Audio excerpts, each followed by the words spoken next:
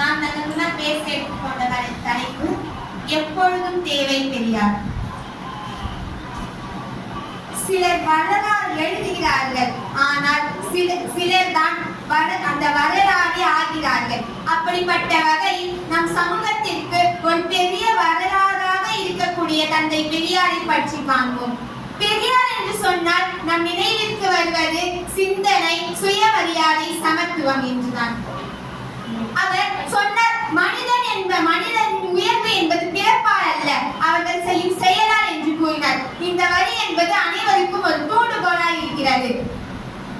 அந்த காலத்தில் பெண்களை எல்லாம் அடிமைப்படுத்தி வைத்திருக்கிறார்கள்.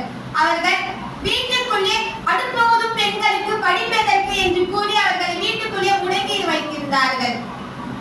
அதற்கு பெரியார் அவர்கள் ஆணுக்குள்ளும் பெண்மை உண்டு, பெண்மைக்குள்ளும் வீரம் உண்டு என்று கூறி பெண்கள் அனைவருக்கும் அவர்களின் உரிமையை அவர்களே புரிய வைத்து அவர்களே போராட வைத்தார் பெரியார் அவர்கள்.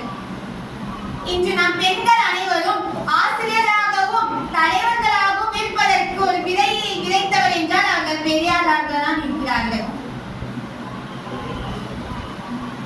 பெண்களுக்கு எதிராக பல சாதியிலும் பல அடக்குமுறைகளும் இருந்தன.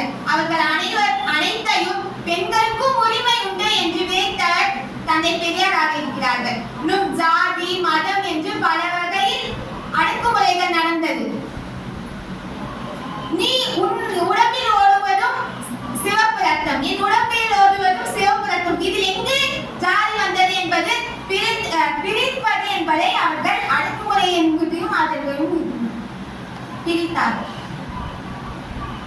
பெரியார் அவர்கள் யார் சொல்லி இருந்தாலும், எங்கு படித்திருந்தாலும், என் நானே சொல்லியிருந்தாலும் உனது அறிவுக்கும் புத்திக்கும் பொருந்தாத எதையும் நம்பாதே என்று கூறினார்கள்.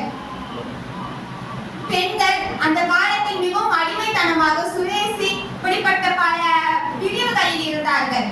அவர்களுக்கு மறுமண வாழ்வு என்று ஒரு புதிய கொள்கையை பெரியார் அவர்கள் விதைத்தார்கள்.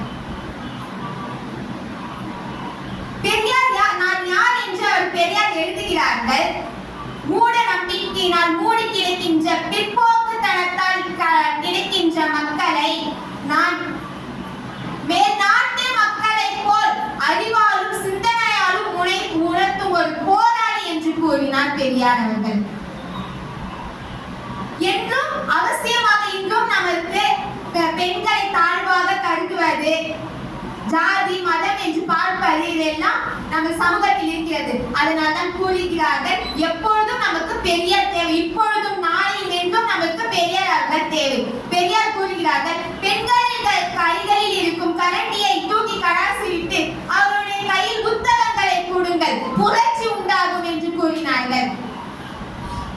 இன்று பெண்கள் மண்ணை பார்த்து நடந்த காலம் போய் விண்ணை பார்த்து பார்த்த ஒரு விதையை விதைத்தவர் பெரியார் அவர்கள்.